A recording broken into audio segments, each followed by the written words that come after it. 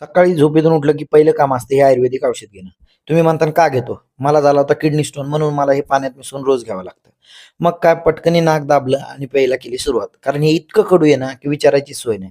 आणि बघा मला उलटी झाल्यासारखं होतं. नेहमी होतं हे. मग बाहेर येऊन बघितलं पोरं झोपीत होते. म्हणलं चला या संधीचा फायदा घेऊन आपणच पहिली अंघोळ करून टाकू. मग काय अंघोळ केल्यानंतर आपला नित्यक्रम असतो देवासमोर दिवा लावणं आणि पोथी वाचणं. कारण बाहेर कसा जरी वागत असलो, घरी आपण एकदम संस्कारी मुलगा आहे. मग काय निघालोत बाहेर. घेतला सेल्फी कॅमेरा केला ऑन. पार्थ कॅमेरा पुसतच होता आणि निघालोत बाहेर. कारण आज आम्हाला बाहेर जायचं होतं पार्थच्या भाऊजीचा चेक आणायला. मग फायनली आम्ही येऊन पोहोचलोत वनाज शास्त्रीनगरमध्ये. मग काय शॉप सापडत होतो.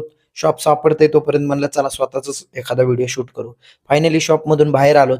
तो चेक घेतला आणि निघालोत घराकडे. मग काय रस्त्यात आम्ही नाश्ता करायला थांबलोत एका डोसा सेंटरवर, दावणगिरी डोसा सेंटर. मग पार्थनी त्या डोसावाल्याचा व्हिडिओ घेतला. मग काय आम्ही खाल्ला गरमागरम डोसा. आणि तुम्ही सांगा माझा व्हिडिओ होता कसा? Thank you.